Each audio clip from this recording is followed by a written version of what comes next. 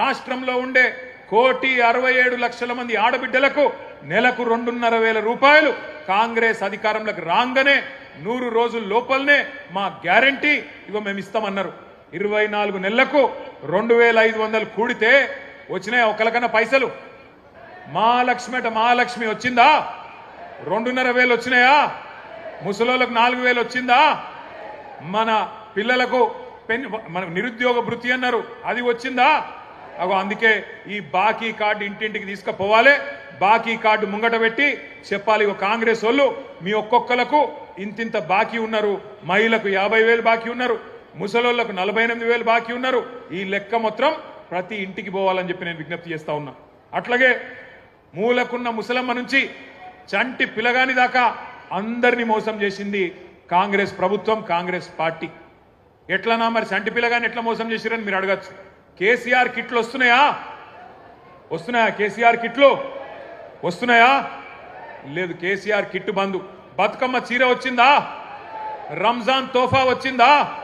ముసలోళ్లకు 4,000 pension వచ్చిందా? మహిళలకు 2,500 వచ్చిందా?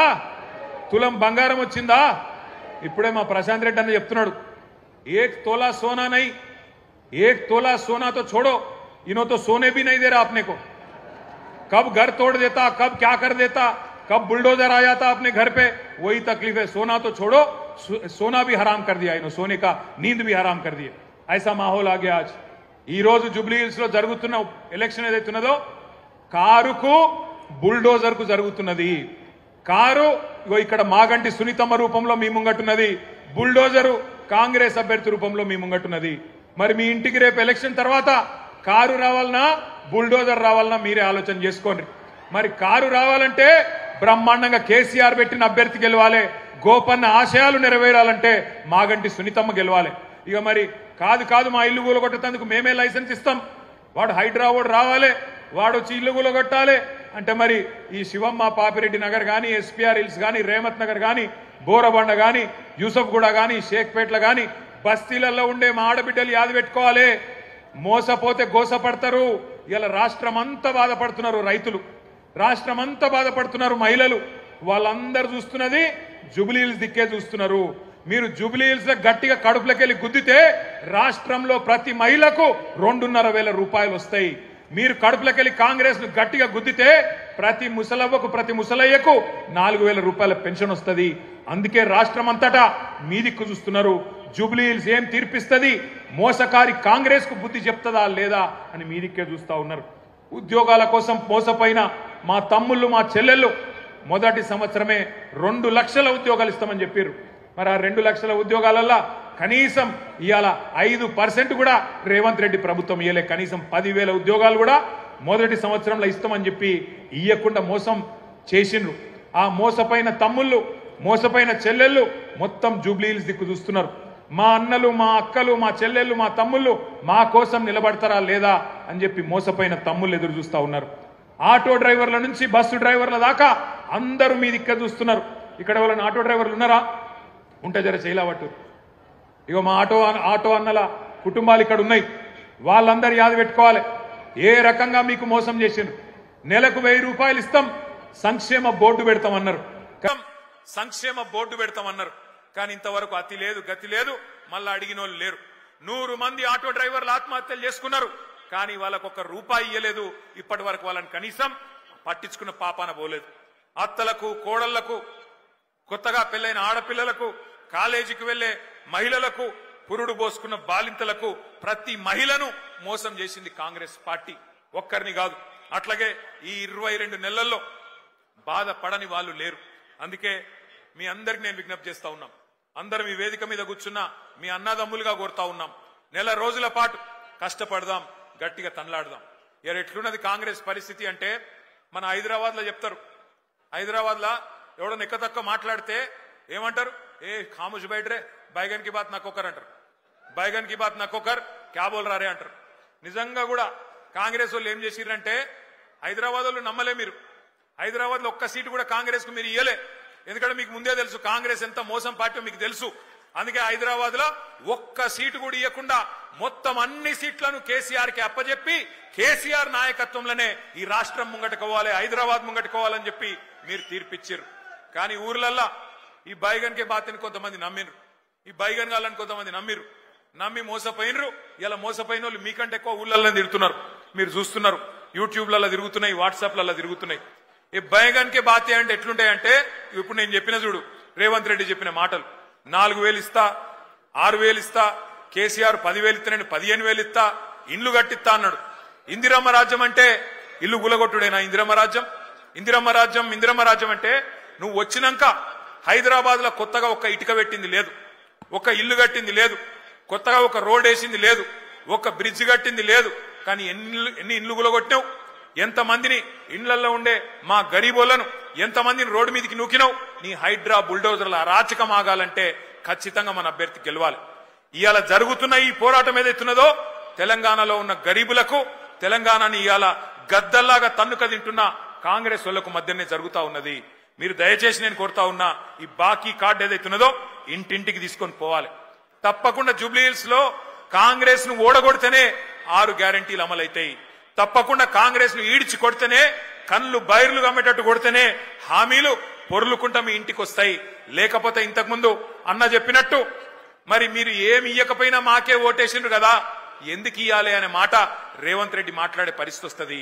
ఏమి ఇయ్యకపోయినా, ఆడపిల్లలకు 2,500 ఇయ్యకపోయినా, ముసలోళ్లకు 4,000 పెన్షన్లు ఇయ్యకపోయినా, హైదరాబాద్ లో ఒక్క ఇల్లు కట్టియకపోయినా, హైదరాబాద్ ను హైడ్రా బ్యాడ్ చేసినా, హైడ్రా పేరిట అరాచకం చేసినా నాకే గుద్దుతున్నారు అంటే ఇక మళ్ళీ ఎందుకు ఇయ్యాలి అని చెప్పి రేవంత్ రెడ్డి మరి రేపటి రోజున ఇంకొక పని చేయకుండా మితిమీరిన విశ్వాసంతో ముంగట్టుపోయే పరిస్థితి ఉంటది.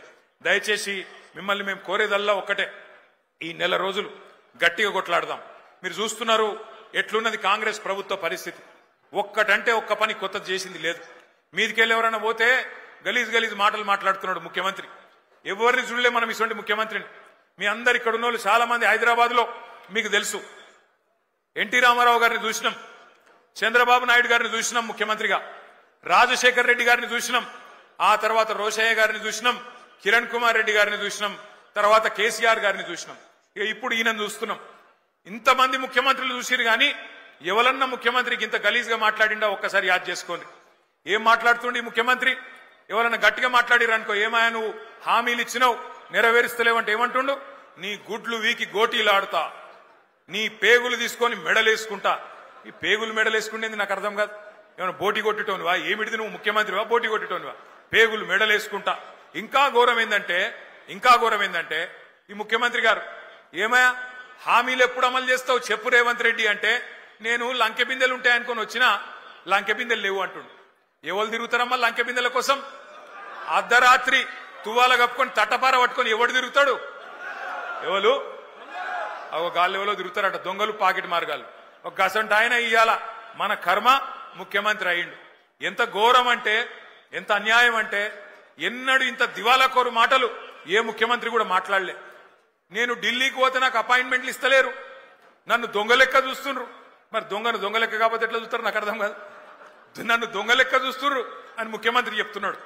దొంగ లెక్క చూస్తుడే కాదట, నేను ఢిల్లీకి పోతే అపాయింట్మెంట్లు ఇస్తలేరు, ఎక్కడ చెప్పులు ఎత్తుకపోతాడేమో అని చెప్పి నాకు నన్ను కలవలిస్తారేనా అంటుండు. గిసొంటోడు మన ముఖ్యమంత్రి. అందుకే నేను మీకు దండం పెట్టి చెప్పేది జూబ్లీ హిల్స్ లో ఉండే మా అన్నదమ్ములకు, కాంग्रेस को एक सबक सिखाने का जबरदस्त मौका आज जुबली हिल्स के जनता के पास, हमारे भाइयों के पास, बहनों के पास है.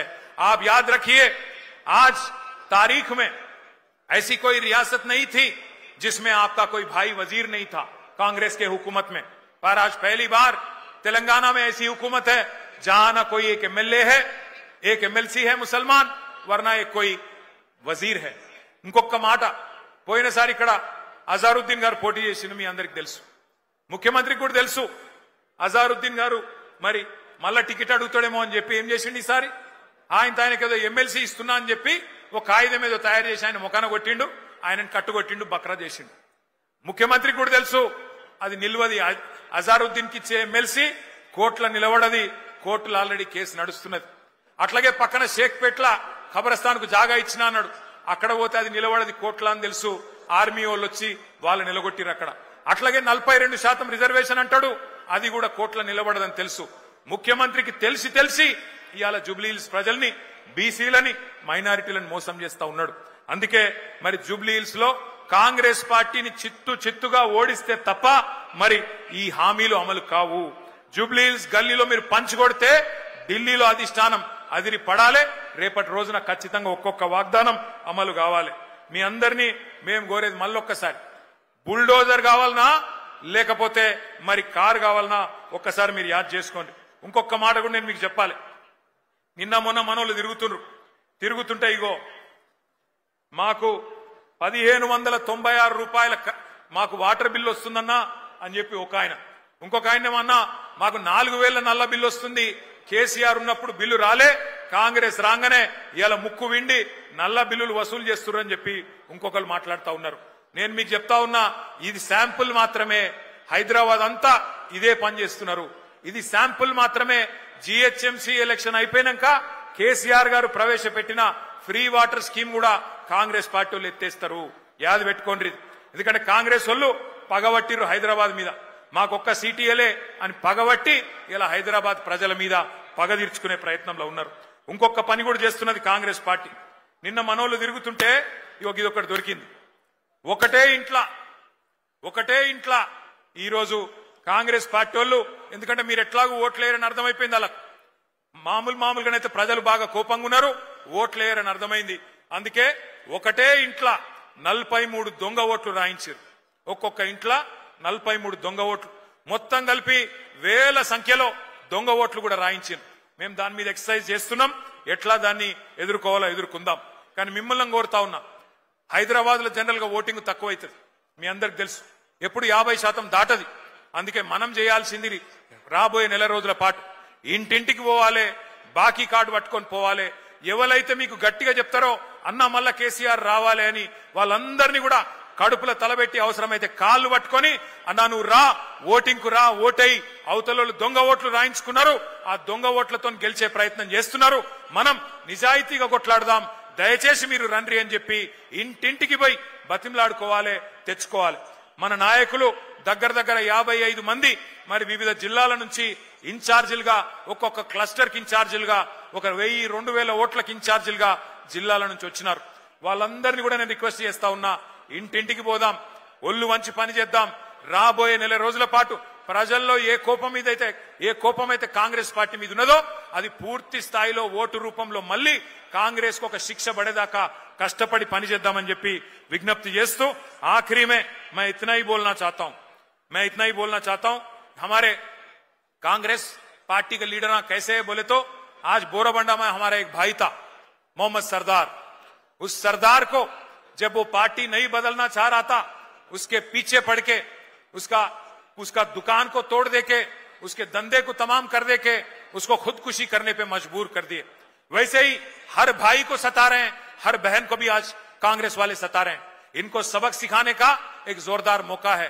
ना आपका नुमाइंदा है कांग्रेस की हुकूमत में, ना आपका कोई आपको दिया हुआ कोई वादा भी